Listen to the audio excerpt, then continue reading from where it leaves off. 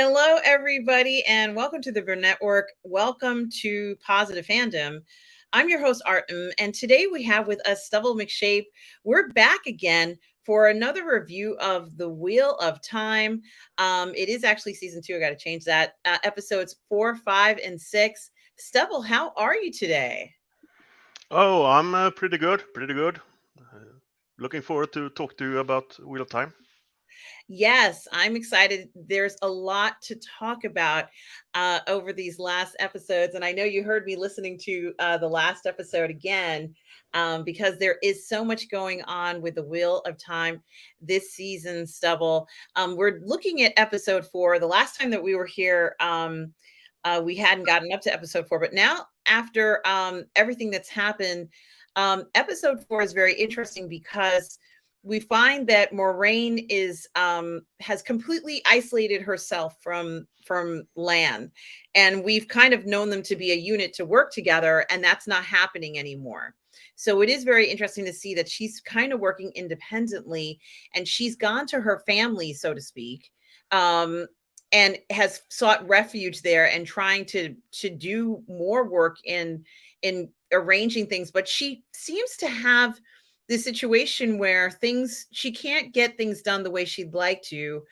And certainly I never guessed that I would ever expect Moraine would be asking Logain to instruct Rand to fight. Is that something that you were surprised by? Uh, Once again, what did you say at the end there? Were you surprised that Moraine goes to Logain and Right. asks him to instruct Rand? Were you surprised that she did that? Well, kind of, but I've watched some of the behind the scenes stuff beforehand, so I knew what was coming, more or less. But it was certainly a difference from what I know from the books. So and I think that she has her plans for what they should do, and she's making it happen. And we see later on that he gets some help in a later episode, even if it doesn't help him as much.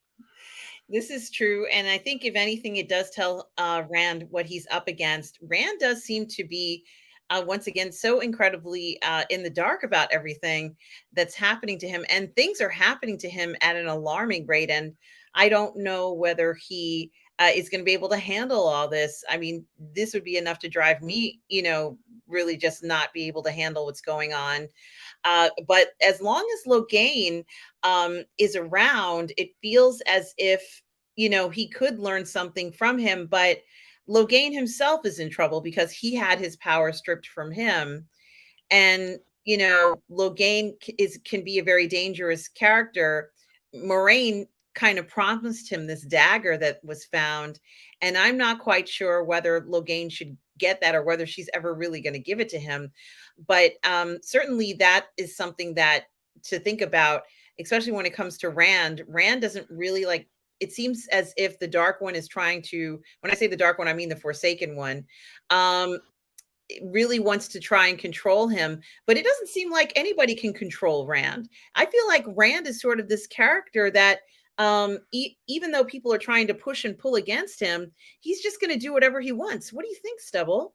Well, he's kind of stubborn, but we can see that he's pretty much manipulated by Lanfear, or by Celine, I should say, Yes. before we learn who she is. And just for the record, Celine is the name of a moon goddess in our world. So took the name because she's the daughter of the night, So, Yes. but no, he isn't led. Rand isn't led. He resists everyone who tries to push him in any way. But she certainly manipulates him before the reveal who she is. Yes, certainly. And one of the biggest surprises for me in episode 4 was the bombshell, guys. Of course, there are spoilers. But one of the biggest bombshells to me was the fact that we find out one of the Aja, the red Aja, Leandrin, is actually a dark Aja. She's a bad guy. She tricks or convinces Nynaeve and Egwene that the only way to rescue their friends is to go to this area, this town. But she tells them, you guys, you'd have to sneak out of the tower, and then you would be able to come back. And knowing that they will do it regardless of how dangerous it is, she captures them. Were you surprised? Is she that character in the book? And what did you think about her development as this as a dark friend, a black Aja, I guess is what you would call her? Well, in the books, it's pretty clear who she is from the start, that she's a bad guy. Oh, But and she's much more developed in the series to be, more of a whole full-fledged character. She's more of a side character in the books. But I wasn't surprised what was waiting. But if they fooled you, they did their job, the writers. So yeah, and the how they fool the girls is similar, not exactly the same, but similar to how it's in the books. There are different people involved to some degree, but that's pretty close to it. And the handing over to the bad guys that's happened in episode 5, I think. That's very close to what's depicted in the books. Not word for word, but pretty close. Yeah, it is a quite shocking revelation. I was not expecting that. I liked that happened, and certainly we do see that some of the other Aja are also getting signs that things are awry. I know that Alana finds out more or less that that Lanfear, of course, Celine, the Forsaken, has returned or will return through some kind of a prophecy, which is very interesting. And while at the same time, there's another Aja who goes to the tower to see the girls, to see the girls there. But of course, the girls are not there because Leandrin has now sold them to I think it's called the Sean. Is it Sean Chan? Yeah, The Sean Chan. Sean Chan. And unfortunately, the Sean Chan actually put their channeling women into bondage as Damani. So any woman who ends up on this in the hold of the Shan Chan will probably or most likely become a Damani, which is essentially just like a one power slave. You have to do whatever they ask Yeah, you to do. and even worse than a slave, actually, because you can't have your own thoughts really. You can't make any decisions at all for yourself. Yeah, it is quite demoralizing, and it's almost as if you don't exist except to just use the one power. And I did equate it to that other character from I guess the Pitch Black series, the Necromancers, where they use this one character to search, and all their entire existence they just like wear this big like glass magnifier on their face, and all they're led around like a dog, and all they're used for is to search areas, to search for things, and that's their entire existence. Like they're not even separate from the glass, like it's part of their headpiece, and they just keep it on all the time. And it kind of reminded me of that because of the level of degradation that they put the wearer through. Yeah. um so another kind of really interesting part about this is that um uh parent And Varen, exactly, as I was just going to say her name, but continue. oh, okay. Perrin is also on his own journey right when he Oh, sorry. I thought you said Varen, the well, Aes Perrin Sedai. is the other Aja who visits the Yeah, tower, right?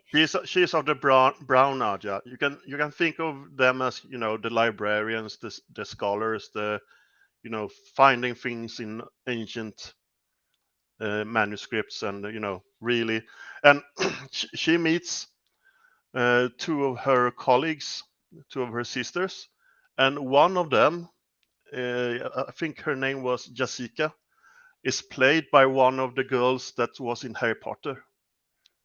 Oh, okay. The the Asian look. Yes, she was the love interest of Harry Potter. So she goes from one school of magic to another. So It seems quite appropriate. And certainly what she finds is that she decides to visit the White Tower. And she's the one who's, while she's there, um, she suddenly, discovers or comes to the conclusion that the Black Aja do exist and yeah, that it's, it may be difficult times ahead. However, everybody who's been left in charge since the Amarylline seat or, the Amarylline is not there, doesn't want to hear anything she has to say. They just want it to be business as usual. It's a very somewhat bureaucratic system, and they don't want to have anybody rock the boat or anything. Although they were fine with letting Nynaeve take the arch test, right? yeah, But that now I realize it's because Leandrin needed to find out how powerful she was before she turned her in to the Shanshan. So there was an ulterior motive there. It wasn't because she wanted to see Nynaeve do well. It was because she wanted to see how far Nynaeve would go. At least that's how I'm interpreting that part for yeah. her. Um, I'm interpreting it that it plays out a little bit different in the show than from what I know, but I interpreted in the show as she wanted to bring her over to her side and have her be a sister pretty fast. So she had gained standing by bringing one of the most powerful uh, to the Black Aja, so to speak. Right, exactly. I mean, now that let's say if hypothetically, and of course we realize that something happened that at least right now doesn't seem like that's going to happen. Um, I think, I think when she approached Nynaeve in the tower, she thought she was going to be able to talk her into her side, Right. and I think that once she realized that it was impossible, there's no way that Nynaeve is going to fall for this. She's like, well, maybe she'd be better off being a Damani in with the Shanshan than anything else, or whatever they had planned for her going forward. And it is Yeah. very interesting what we see in the episodes to come because, like I said, that was the last thing that I expected to see. Yeah. Incidentally, It also seems that Ishamal, the Forsaken, probably gave her orders to take them there. absolutely. And there's a lot that the Forsaken and Ishmael are doing behind the scenes to try to manipulate things so that that they're kind of like the ones who are responsible for this action or that action to gain power, to gain influence and favor, I guess, with the Dark One. Is that correct, Stubble? Uh, he did what? Once more. It seems like Celine Yeah.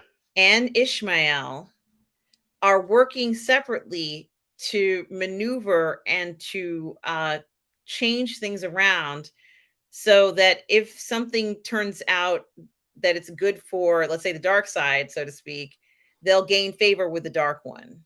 Yes. Yes. But they both have their own reasons for it. They both serve the Dark One, but they don't have the same goal. Sh- Lanfear has the goal. She's the jilted lover. She's the uh, you know the psycho girlfriend. Uh, there's more to her than that, but they play up that part of her. Yeah. And the Shamal, he's the true believer. He's the one that I want the world to stop. I want the whole thing to end. Interesting. Certainly, between the two of them fighting for dominance, it is an interesting struggle. And of course, Rand once again. It seems like he's doing great with Celine, and when I say doing great, she's pushing him, and he's just going along for the ride. I don't really think Rand understands what's going on to him overall around him. I think that Moraine did explain a lot, let's say that past year or how much of a time they were together, but there's so much he doesn't understand that whenever anything happens, like for example, when he burned down the inn, he was like, oh yeah, I guess I did that. And Yeah, it's kind of like, and it's uncertain what really happened there. Yeah, he's very confused, and Yeah, then when he is with Celine and that fade pops up, um am I saying the correct thing? Yes. Yeah. Rand suddenly gets attacked by a fade yeah, and he defeats the fade, and however, and correct me if I'm wrong, is this also the part where yeah, he defeats a fade and he doesn't even know how he did this? Like, it's very strange. yeah. It's you know, intuitive. He doesn't really know what happens, and yeah, he can't control it and he can't direct it. Really, it just happened by more or less chance. And I don't know if this is true or not, but it seems like somehow Moraine gets back into the picture. And am I saying the right episode where she goes ahead and attacks Celine at this point to get Rand, I guess? Yeah, I think it's the last thing that happens in episode 4, more or less. Okay, yes. Okay, so that's where I am saying the correct thing. You know, we have the big reveal of both Leandrin and Lanfear in the end of episode 4. Hmm. And So it is really funny because now here's another, of course, Moraine was the first person to guide Rand to where she felt he needed to go. But even now, there's another person who's sort of tugging at him, and of course, she was tugging at him before. It's just that this is even more exaggerated, in a sense, because he interprets any sort of attack towards the Forsaken One, towards Celine, as being a permanent mark. And I think Moraine was like, oh no, this is only just yeah. temporary, this is just so we can run away. This is one of the big departures between the books and the TV show. In in the books, Lanfear isn't, you know, run through by a blade or anything in that point in the story. And the Forsaken have they don't have here they have they regenerate by the help of, you know, the Dark One's power. In the book series, they have something called transmigration, which is that their soul is put into a new body if they die. Oh, So, but that's, you know, in a TV series, it doesn't work. Get a new actor to portray the same character because, you know. So instead, they go with the regeneration thing. And if you watch closely, you can see in her eyes there's like blue flecks in her eyes while the healing, or what we should call it, happens. And that's an indication that let's call it the Dark One's powers are at work. yeah, well, it's impressive because it looked like she was killed and Rand believed that she was dead, but Moraine had to tell him, look, I'm sorry, but this creature is not even close to being dead. Yeah, They're very much alive and we don't have a whole lot of time. And they do kind of get away, but they don't fully get away because one of the characters decides not to ride the horses, or take these horses as far as they were told to, um, yeah. which is Well, they rode on until they were, you know, exhausted, and then they took a rest. And the guy before, it was, you know, it wasn't nice for him, you know, his head exploding and everything. yeah, that was uncomfortable. And so, it is very interesting. As I said, it seems like Rand can get no rest. I don't know how he's handling all of this, but he seems to just be going with this. A year ago, his life was so pleasant. And certainly now, this is, the wildest ride of his life, I think, Yeah, that he could have ever imagined. yeah. Um, Not having any rest or any sleep is something that's drawn from the third book. You know, they incorporate elements from the third book in this season, and there he doesn't dare to fall asleep, so he's, you know, more or less crazy from lack of sleep in the third book. So they have pulled some of that into this, but not exactly. yeah. And that, I guess when he sleeps, it makes him susceptible to having dreams from the Yes. Forsaken One, and he doesn't want to have any of that because I've seen some of those dreams and they're not pleasant. So, Now you are totally at their mercy. What yeah, happens? I mean, it's not anything I think anybody would want to experience. So when we get to episode 5, Stubble, we get a sense. It's called Dumani, and of course, after this episode, we get quite a um, wake-up call about what that means. Of course, we've seen this Dumani relationship there. Yeah. It's a little bit more complicated than that, because I know that it's called, is it Adam? Adam was sort of Yeah, this Adam. Adams, thank you, is this way that they manage to control Yeah. any woman who channels, and then for life, Stubble, it looks like it's for life. Like, what an interesting thing. We find out that that was something that was created, at least in this in the television series. They said that an Aja from the tower created Yes. this horrible bondage. Meanwhile, Perrin, I kind of like Perrin's journey, because he's not like everyone else. At least it doesn't feel that way. He now has saved a woman by the name of, I think it's Avinda, and Avienda. She feels indebted to him. And I think it is really interesting, because now he has someone who, according to their lore, you saved me, I'm indebted to you, I'm here to help you. And I think Perrin's journey seems somewhat more wholesome to me, even though I don't know if, because of what he is, it means that he has a doomed future. But I like his character so much. He has these relationships with people that no one else can really see. However, it was made clear to him that he needs to stay away from channelers, because they are distrustful of his people. Is this true, Stubble? Um, Perrin, you mean? Yes, Oh, Perrin. yes, yes. But the Aes Sedai don't like things that they don't understand. So they think that it's probably connected to the power in some way. And you don't want the Aes Sedai poking and prodding at you to find out what it is all about. So he he better stay away from them.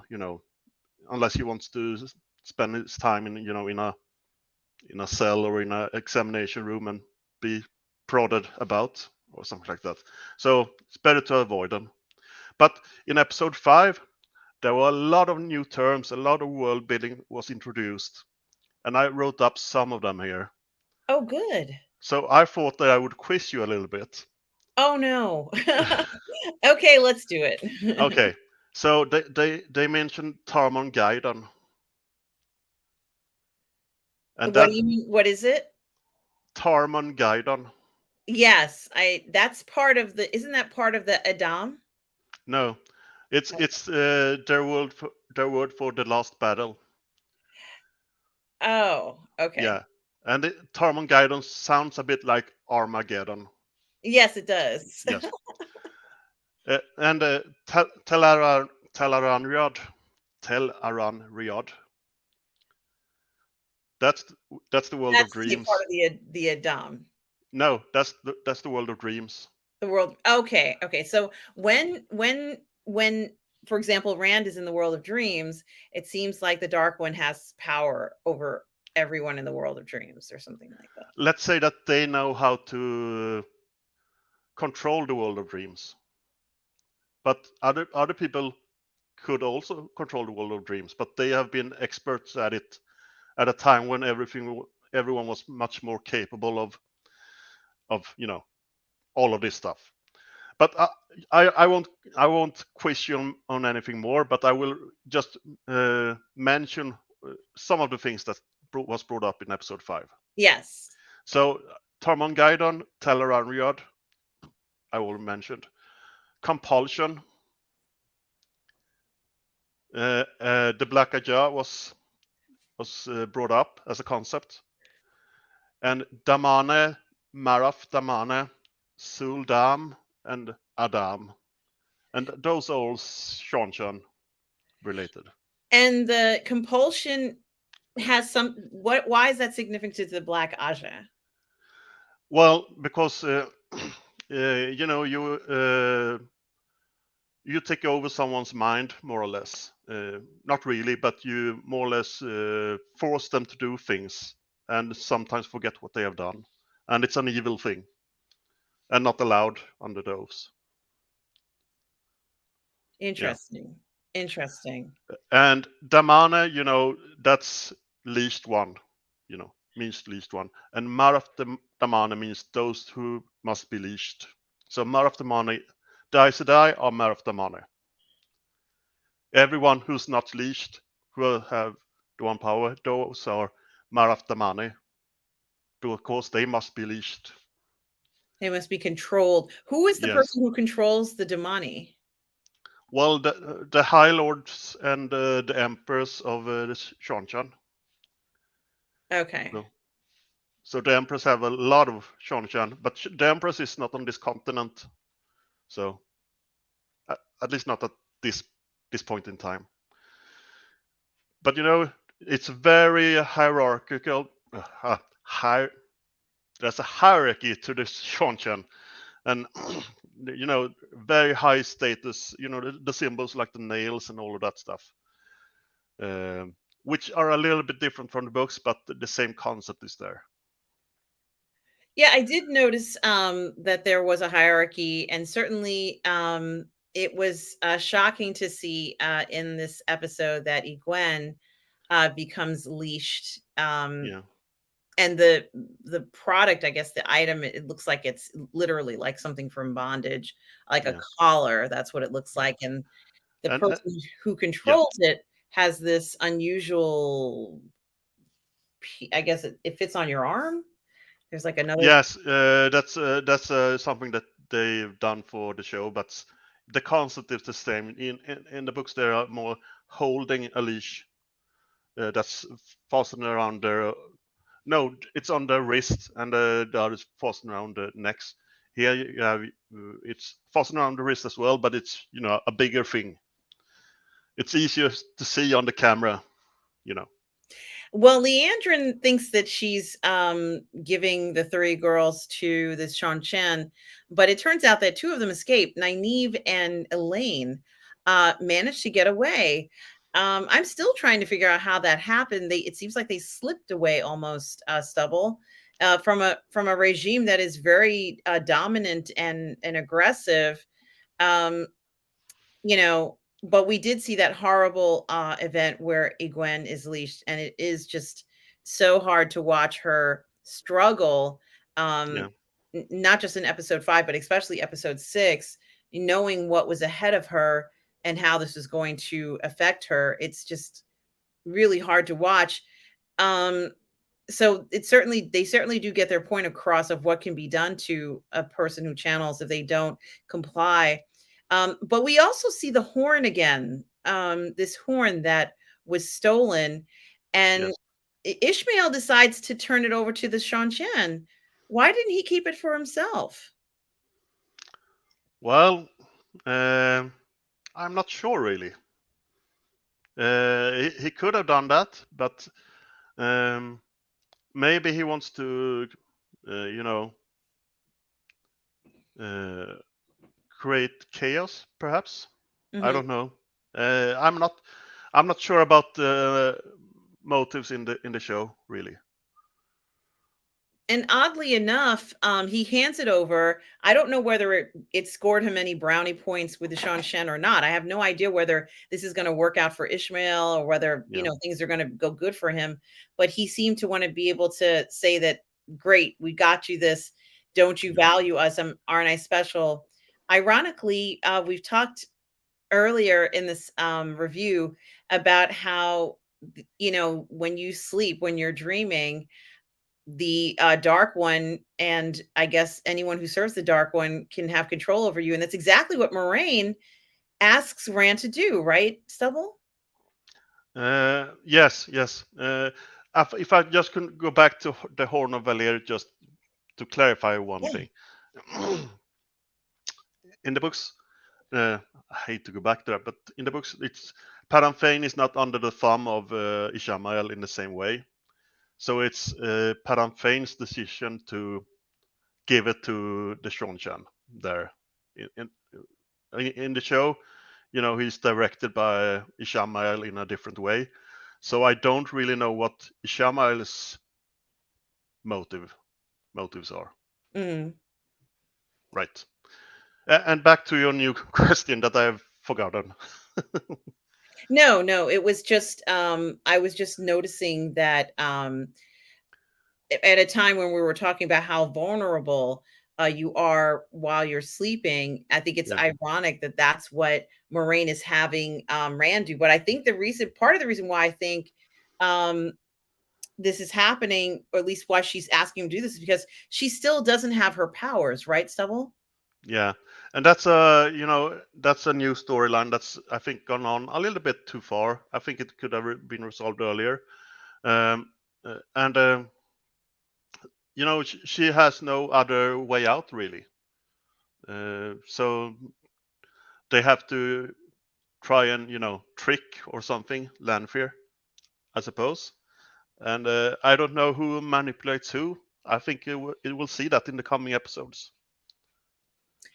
Yeah, we certainly will see that in the coming episodes. It's certainly very confusing. And, clearly, even though he is kind of transported to this world where he finally gets to confront Celine, because Rand's relationship with Celine is a little bit more complicated because he's told her that he loves her.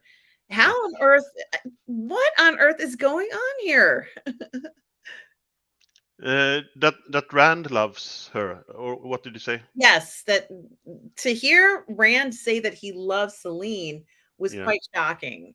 What did you Well, make? well, I think I think he really felt something for her before the reveal in episode 4, and I think something of that still lingers in the back of his head. It was a good thing they had, even if he was manipulated all the time. And but what did you think about Rand on the wheel? What that something that appealed to you in any way? Yes, I did like seeing him on that wheel. It's the second time she's tied him up. Remember, she tied him Yeah, up earlier in the season, and yeah, now he's back up on the wheel again. yeah, And I'm thinking to myself, he seems to like to play with him a little bit. And yeah, I don't think he hates it. I don't think he hates any of this. I think that he's young and this might be the first time that he's ever found himself in this situation, but I don't think he hates it. I think this is something that he's just going along with for the ride. And this has been one of the most unusual experiences of his life because he is the dragon. And yeah, I think that Ishmael and Celine want to have be able to have the feather in their cap saying that they can control the dragon yeah. or that they're close to the dragon. But for the dragon to say that they love you, I don't think that Ishmael is ever going to have Rand say that he loves him. Like, I don't think that's ever going to happen. No, no. But there was that dream sequence where Lanfear was fooling Ishamael. Ishamael thought, or it looked like it was Rand in the bed, and then it was revealed that it was Lanfear. So there was that thing. And I was taken aback before the reveal. I thought, what are they doing now? But no, it was okay. Yeah, So, absolutely. Certainly was a surprise to see all of that happening. And mm, however, I don't know how I'm supposed to feel about Rand. I don't feel sorry for him necessarily. Um, I know this sounds strange. I mean, shouldn't I feel bad for him because he's the dragon and that he's supposed to be the person who's going to be responsible for the end of yeah. everything? Well, that's one of the big differences, and one where I feel the show may have lost something, because in the book series we see very much from Rand's point of view, almost all the first book and big parts of the second book, and we get to know him really well, and we get to root for him, and we get to cheer for him. In the show, he's not that likable, really.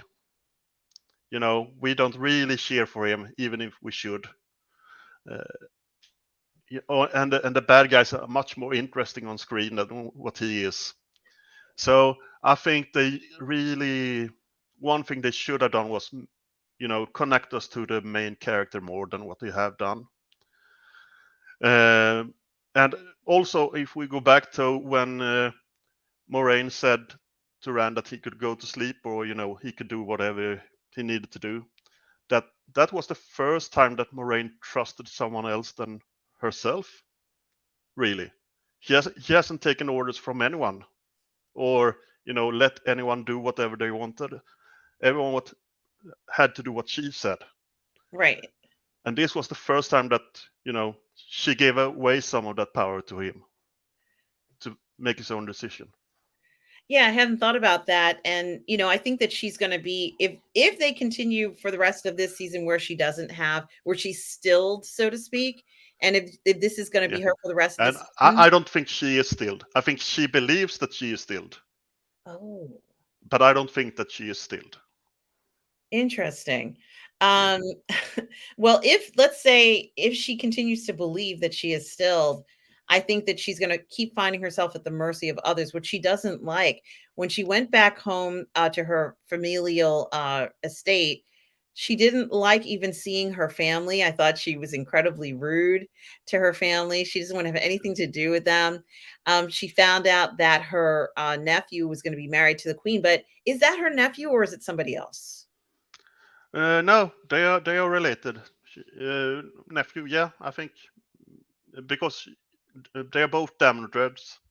Okay. They're all three are Damdreds, and Lamb and Damdred, it was the king earlier who it was he who started the Aiel War 20 years earlier, and he did that by cutting down a tree, no, a sacred tree that Aiel had given him, and they thought that that was a big sin, and the whole Aiel War was to go and more or less kill the king. So they invaded the whole continent for 4 years, I think. Uh, well, that was a bit of a sidetrack. No, it's not a sidetrack because we do actually see a scene with a tree. It's very funny that Yeah, you should mention that. yeah, It turns out that the Ogier is asked to sing, and he is very reluctant to do this. yeah. It's more or less a sacred thing for him, and they are seeing it as a carnival trick, more or less.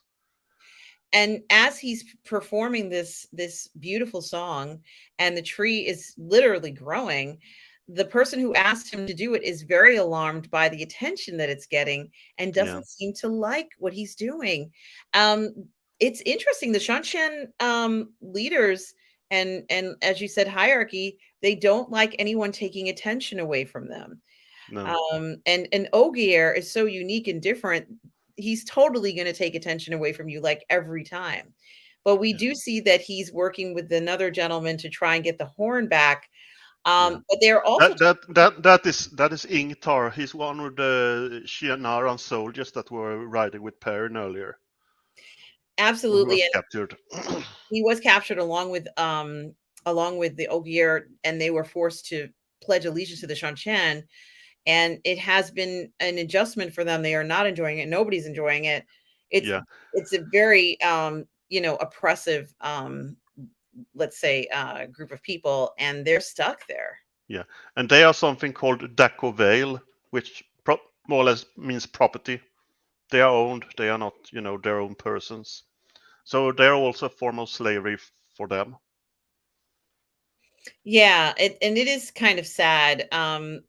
Meanwhile, Nynaeve and Kayla are being protected by an Aja who was sent there in order to investigate what was going on when these lands were being invaded. And what was very interesting is that they decide to tell this woman that Leandrin is serves the Dark One. Yeah, yeah. They are, captured by their, uh, I recognized from the books because they are so bad at being inconspicuous when they are, you know, stay, looking at going through a strange place and so on, and they're captured by the Aes Sedai's warder and brought up Yes. to her. Yeah, Yes. And yeah, they do stick out like a sore thumb. They just stick out. They can't, yeah, they're not street smart. right, They have no street smarts. I don't have street smarts, so I don't know how they feel. And they just, everything they do, everybody notices and has eyes on. And, they're very lucky to have been um, kind of captured and protected. However, they mentioned to this woman that they have to save Egwene, and they're not going to leave the city until they can save her. And really, the only way to kind of do it is to figure out how to use the tools that they use for the Dumani, yeah, for the Adam yeah, process. and Yeah. seeing them try to control it, it looks very dangerous. It's terrifying. Nynaeve is frightened of it. But they get interrupted because somehow they are discovered, not a surprise. And this Aja, this Aes Sedai, yeah, this brown Aja. Well, She's of the yellow Aes Sedai, which are the yellow. healers, right? Yes, she happens to sacrifice herself, and she gets collared as well, to save them, and it's quite tragic to see that battle Yeah. there. But we also learn, But it was interesting to see how yellow Aes Sedai battles when breaking the bones because they know the anatomy so well instead of slinging fireballs. yeah. I mean, it was interesting to see what they used for their power. But what was even more, and I know you were talking about the end of the episode of, I feel like I should, since we're talking about people who have who are Damani, I remember that Aes Sedai. She was in the tower The with one at the talking to Moraine. the one at the end, yes. Yeah, and Yeah, I thought to myself, how did they get her? yeah. They It's mentioned earlier that there were 3 Aes Sedai that came from the tower, blue Aes Sedai or the blue Aja. And two died and one was captured, I think. And she yeah, was the one that was captured. and she's the one who told Moraine that they wanted to keep Moraine in the city. They were going to give her an appointment so that Moraine would have to stay there, like a Yeah, desk job, I guess. yeah, And Moraine really didn't like that. And I'm almost thinking maybe she should have taken the desk job. yeah. But She was going west to check out why all the ships were missing and all of that stuff. right. And obviously we know what's happened to her. She has no way of telling anybody at the White Tower what's happened. Of course, Leandrin knows what's happening, but of course she's a Black Aja, so Yeah, so that's not ideal. Do yeah. you think? I'm sorry. Go ahead. No, no. We will end just this bit, and I go back to one thing. Do you think that Nynaeve or I think it's Layla, or maybe it's Kayla, will figure out how to use the Dumani, the Do, do Adam? you do you mean Elaine? Yes, Yes. yes. Well, we'll just have to, you know. Uh, Robert Jordan often said when he got questions like this that read and find out. So I'll just have to say watch and find out. You have to watch episode 7 to find out. Yeah, and once again we see Rand. He's just walking in the neighborhood, and suddenly Lan pops out. Lan contacted the Amyrlin and told her what was going on, and I guess he got permission to intercept Rand because he knows that Rand is the dragon. But Yeah, I don't get a good feeling about this. I don't think that they'll ever be able to um fight or control Rand.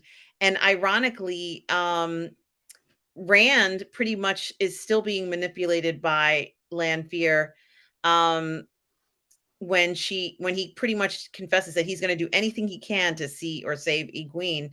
And I think, can he? I'm almost wondering maybe he could do it because he's the dark, he's a dragon and is incredibly powerful. Maybe they don't have magic that can defeat him. He might be the one undefeatable character in the entire story. I mean, is he indefeatable by the Shanshan? Have the Shanshan ever had to come up across anybody like him? I'm wondering. So I think it would be quite a fun and exciting conclusion, although I doubt that it's going to happen that way, for Rand to go in there and just break Egwene's bonds, like using the dark power, and maybe everybody's, if he wanted to, totally break the Shanshan's hierarchy of how they control using the Damani idea, just obliviate it. And now all of a sudden their entire basis for power is gone. Those women are no longer in bondage, so no one can control them. yeah, And it just goes cray cray, totally crazy.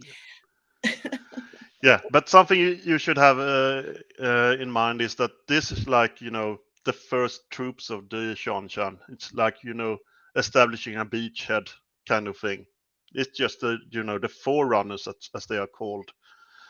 in the books. There will be possibly be more Sean-chan in much bigger armies later on. Absolutely. I think that it is very interesting to see what's going to happen. And these last few episodes were fantastic. Yeah, Um, and I think I steered you away from something earlier when you started talking about Perrin. yeah, yeah, And I don't know if you want to bring that up because he meets Avienda yes. i- in trying to free Uno from the not free but take his body and bury him or whatever. He meets Avienda, who's a caged Aiel. Um, it plays out similar to the books, but he doesn't meet Avienda. Perrin doesn't meet Avienda. He meets another Aiel called Gaul, but I think we'll see Gaul in a later season. But they want to introduce Avienda, and this was a good way to introduce her. And she is kind of capable a fighter. All the Aiel are capable fighters. They fight since they are 10 years old or whatever, and are always in.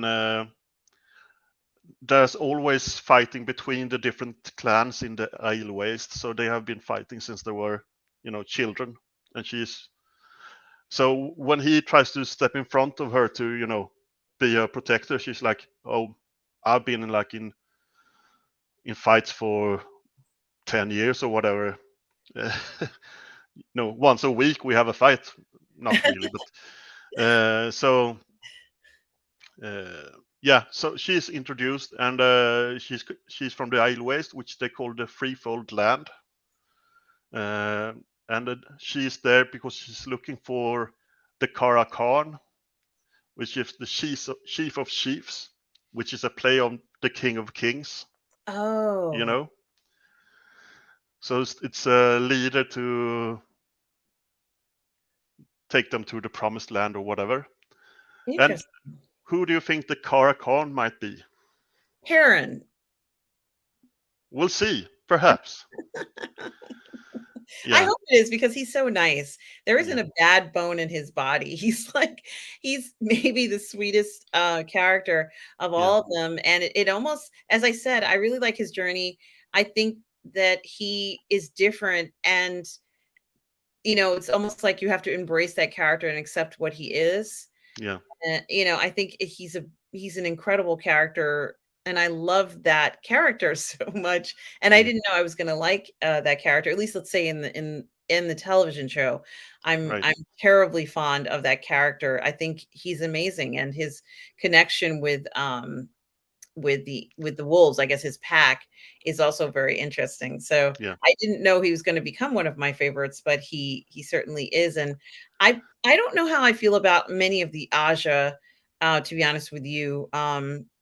I'm not quite sure how I feel about a lot of them because they are somewhat more political than I had anticipated them being. yeah. So you Well, know, I think we'll get into more of that in later seasons, in case if they're depending on how many seasons there are, if they get to do the whole thing, or if they. I know they are doing season 3 now, except for the strike and everything, but we'll see how far they go in the I whole thing. thought that the character that took over for Matt from season 1 did it, it was seamless. It seemed Yeah, he's a good actor. He's a great. I would say that the actors in general has been very good. yes. uh, It's Acting wise. Then if someone has an issue with exactly, oh, it's not exactly how I saw them in my head when I read the books, that's another thing. But as as just actors, I think they have done really good. I agree. I also like how the woman who tells the future did warn Matthew why he shouldn't Yeah, go back to his friend Rand. And she was very clear. She yeah, says, "You will end up killing him and you need to stay away from him." And that's all the information you need. That's yeah, all the information you need. But it seems like fate's hand is forcing them to be in the same place. And I'm yeah, wondering how, right now, the person who has the dagger is Moraine. Yeah. right? Just a small thing. No, Moraine doesn't have that dagger. Padam Fane has that dagger. I see. Yeah. And Matt is not named Matthew. He he's called Matt, but his longer name is Matwin. Yes. Yeah.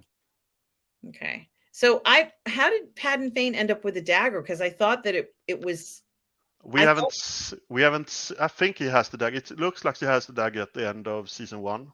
okay. Okay. Uh, and the dagger doesn't do what the dagger is supposed to do, really. It's a bit weird that one of the things that I thought was a bit weird about the last episode of season 1. But it looks like he has the dagger. Moraine just has a normal dagger. Oh. So she offered Logain the dagger to give him a chance to kill himself. See, that was not clear in the story Right. level. That Because he, was he doesn't really want to live anymore. So she gave him a way out, so to speak. Or offered a way out. right. That was not made clear that it was not the same dagger, but I shouldn't have assumed that it was the same one, which is fine. But I didn't know. I thought that was the same dagger that we were talking about. But I can just say that in general, season 2 is leaps and bounds better than season 1. Season 1, okay, it has its ups and downs, you know, but season 2 has been really strong for me so far. Yeah, I agree. I think it's fantastic, as I told you before, that I love the costumes from season 1 and 2, but I certainly am I feel as if they did take it up a notch, Yeah. in intensity in this television series.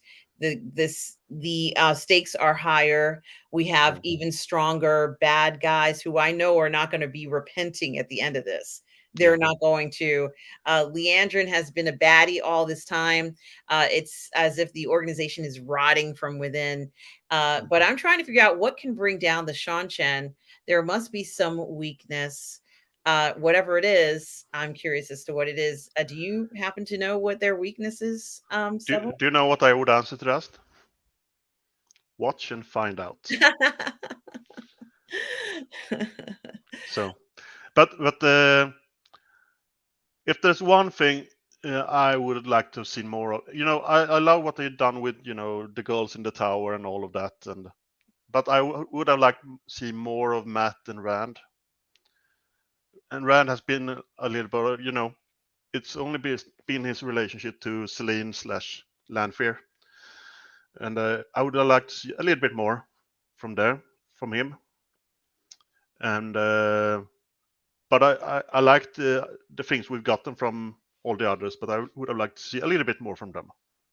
Yeah, I have to agree with you. For someone to be the dragon, to be so powerful, you would expect much more a development there, from his scenes, and we haven't seen that for whatever reason. Hopefully, we still have 2 episodes left. Maybe those will be more Rand rich, going. I can tell you, I look forward to what Matt is going to do in probably episode 8. Okay, Yeah. all right, because you I think. won't say anything more than that, other than perhaps it will involve Uno. Huh. Okay. Perhaps. All And right. and if you know, you know, and if you don't know, you don't know. Absolutely, Stubble. Final thoughts on these last 3 episodes, of the Wheel of Time. I would say that episode 5 and 6 have been the strongest of the season for me, and I think episode 6 was the strongest so far. And episode 4 was solid, as the rest of the episodes have been. There's been nitpicks I've had about certain things, but I'm pretty happy with how the season 2 has turned out. Yeah, I feel the same way, Stubble. I am very happy with the way the season turned out, and I do like the length of the episodes. I like what's going on. I'm seeing things that are shocking me. So I think anytime a show, a television show or movie can kind of shock you or have that emotional response, it's good. This has been certainly an eye opener when it comes to what's happening in this world. And I think that there's a lot more that can go on. I can't wait to see what's happening in the next 2 episodes. So I'm just can't. I'm excited. We have what is it, next week and the week after? We'll be Stubble and I will be returning in 2 weeks Yeah. to review the finale, the last It's 7 and 8. 7 and 8 of the Wheel of Time here on the network and the Burnettwork and Positive Fandom. And Stubble, I want to thank you for joining me in doing this review. Stubble, where can people find you? Well, I'm not, on the internet, or I'm on the internet, but I'm not on the YouTube thing except for here. But you can find me on Twitter. I won't call it X. At TOMP115. So, yeah. Excellent, Stubble. Thank you so much. And guys out there, you can find me right here on Positive Fandom or on my own YouTube channel. Excuse me, actually on the Burnettwork or on my YouTube channel, Positive Fandom. You can find me on both channels. So thank you everybody for your support. It's been such a pleasure and so much fun reviewing and watching the Wheel of Time season 2. Stubble and I will return in 2 weeks to as we said, review episode 7 and 8, and we look forward to seeing you all Yeah. there. And And episode 5 and 6 have been really meaty, good episodes. they are the best ones so far, and I've loved them. And I would, although I just watched it for the third time, I'm going to go back and watch it again. Um, so certainly, guys, do check it out. And thank you everybody for the support, guys.